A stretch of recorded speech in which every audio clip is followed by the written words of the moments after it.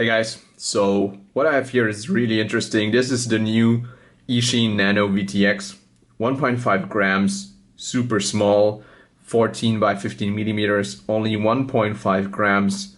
And the most interesting thing is that it claims to be able to be switchable up to 400 milliwatts.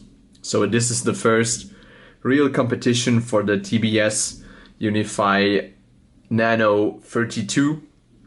I mean, obviously, the design seems to be inspired by the TBS. I don't know if the components are similar, if they also got inspired by the technology, but the specifications are very similar.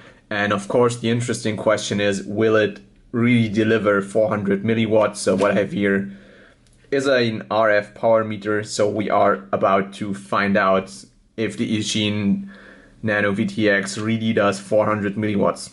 How does my general test setup look? So I have a quad here. This is a brand new diatone F405 flight control. So this is where I will supply the 5 volts for the VTX and also switch the power. I have a multimeter to confirm that this actually supplies clean 5 volt, and I have my RF meter with a little UFL pigtail here that will enable me to measure the power. So let's wire this all up.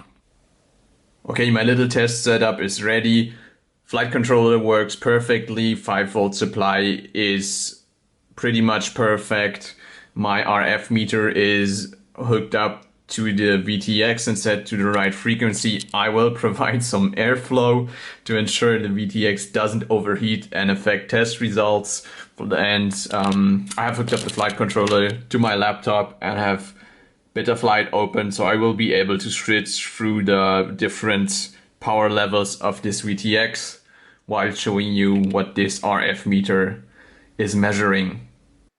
Okay, let's start with 400 milliwatts first, the most interesting thing. So as you can see, as it starts up, it's even above 400, but it starts to slightly slope down as the VTX heats up, obviously, although it did have quite good airflow in this case.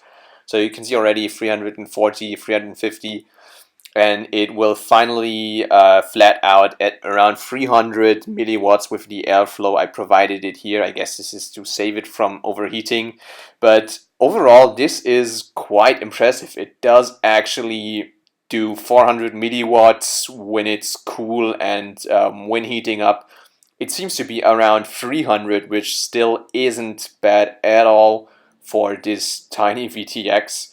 So you can see this is pretty much where it stays, around 300 with the airflow that I could provide it with this fan that I installed, so not bad at all. And now next looking at 200, so again it starts with more than 200, 240, and then slightly decreases as the VTX heats up, but here still quite close to what it's actually supposed to do, and really not bad at all.